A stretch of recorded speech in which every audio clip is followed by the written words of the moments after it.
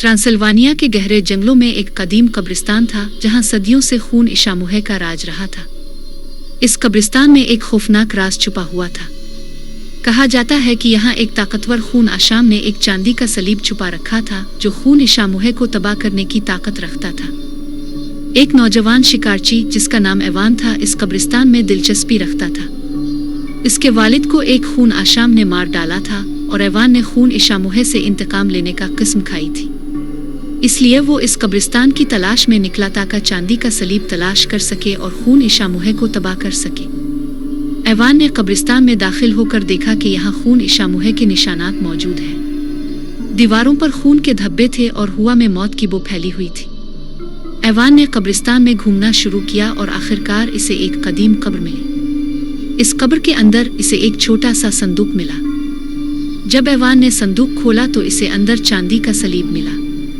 इस सलीब को देखते ही एवान को एक अजीब सी ताकत महसूस हुई। इसने सलीब को उठाया और कब्रिस्तान से बाहर निकल आया। एवान ने कब्रिस्तान के करीब रहने वाले लोगों को खून इशामुहे से बचाया। इसने चांदी के सलीब की मदद से कई खून इशामुहे को तबाह किया। लेकिन जब इसने एक बहुत ताकतवर खून आशाम से लड़ाई की तो इसे मालूम हुआ कि इस खून आशाम पर चांदी के सलीब का कोई असर नहीं पड़ रहा है। इस खून आशाम ने एवान को बताया कि वो एक खास किस्म का खून आशाम था जिस पर चांदी का कोई असर नहीं पड़ता था। इसने एवान को बताया कि इसे तबाह करने के लिए इसे एक और तरीका तलाश करना होगा। एवान ने इस खून आशाम की बात को सुना और इसे तबाह करने का तरीका तलाश करने की कोशिश की।